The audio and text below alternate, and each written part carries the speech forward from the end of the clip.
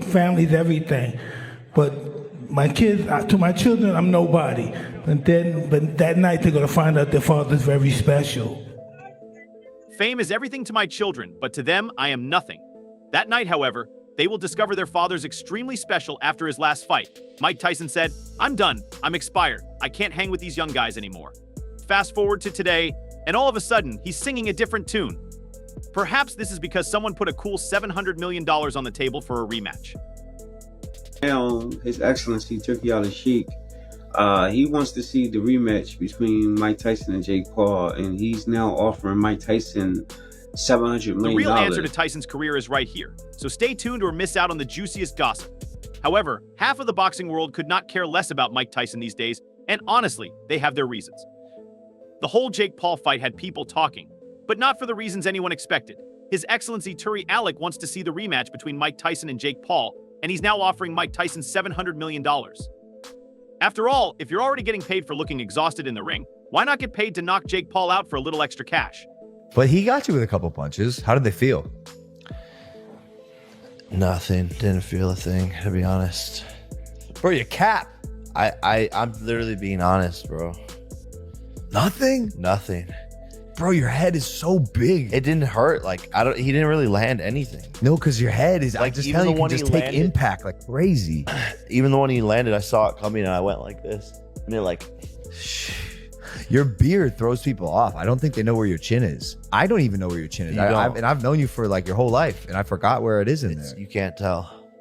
Try and guess where it's at. I can't. I couldn't even begin. I can't tell if it's like a shallow chin, or like is your chin like? Are you crimson chin? My chin is right here. That's what I'm saying. I don't. It's right there. I don't know. I also don't know how you got that beard, bro. Like the Jake Paul I know, Jake, is the one dancing to the Carly Rae Jepsen "Call Me I need Maybe" to post song. that. Like the meme need that to went post viral. that. This is the guy that's fighting Mike Tyson, and it's like a 16-year-old you like dancing in However, your. I remember when with you a couple of punches. How did they feel? I don't feel anything at all, bro. I'm being completely honest, bro. Nothing at all. Your head is so big that it didn't hurt. Like, I don't think he landed anything. No, because your head is. I'm telling you this because it's like your beard throws people off, and I don't even know where your chin is. I've known you for your entire life, and I have no idea where it is. I can't even begin to guess where it is. I'm not sure if it's like a shallow chin or if it's like I'm. Crimson chin. My chin is right here. I don't know how you got that beard, bro. A 16-year-old guy is fighting Mike Tyson in the Call Me B post that went viral. I remember when you were there, you would have thought it would be a huge spectacle of a legendary fighter entering the ring with a YouTube star, but instead it felt more like a clumsy cash grab. Fans were like, wait, what is this Tyson? As soon as the bell rang. Everyone was yelling that this was rigged because a man who was once known for his vicious knockout power appeared to be fighting through molasses and was so slow. Was he holding back, or did he just no longer care?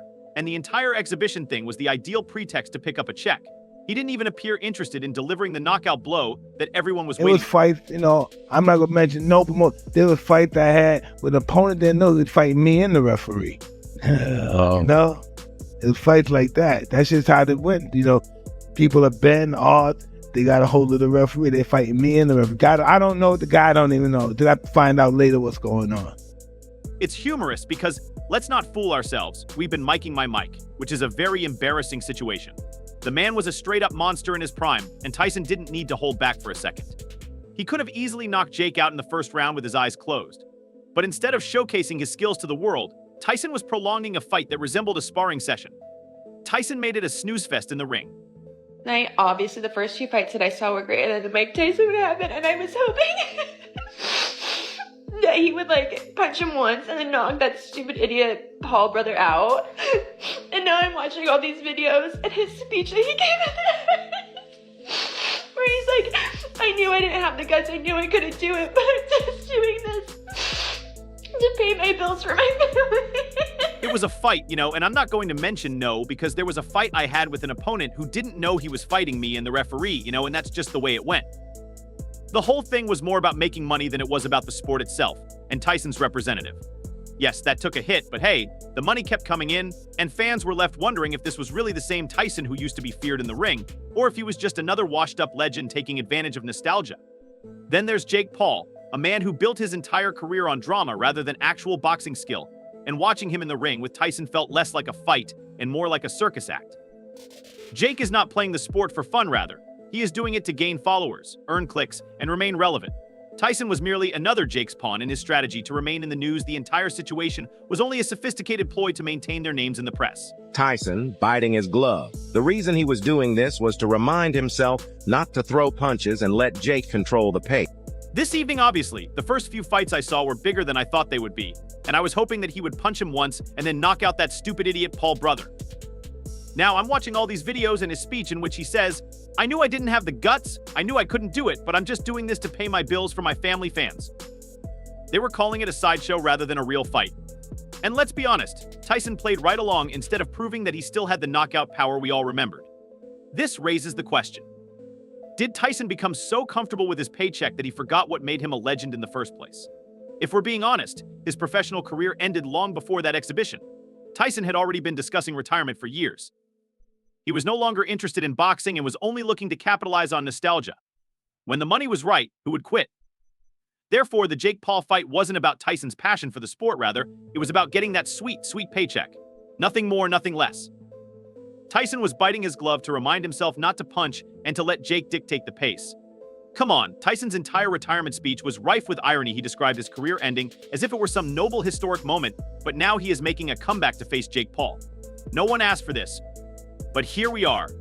This whole story of the final fight. Yes, that was merely a shrewd marketing strategy to attract the remaining hoopla and money. We all knew this was just another paycheck wrapped in sentimental nonsense. Despite Tyson's insistence, this was it. However, the truth is that Landing some big shots and knocking Jake around the ring. But that changed when Paul clenched with Tyson. It's alleged he whispered into Tyson's ear to cool it, and the message was confirmed received by Tyson with the affirming tap on the back. After that moment, Tyson became a stick in the mud. The truth? Tyson didn't end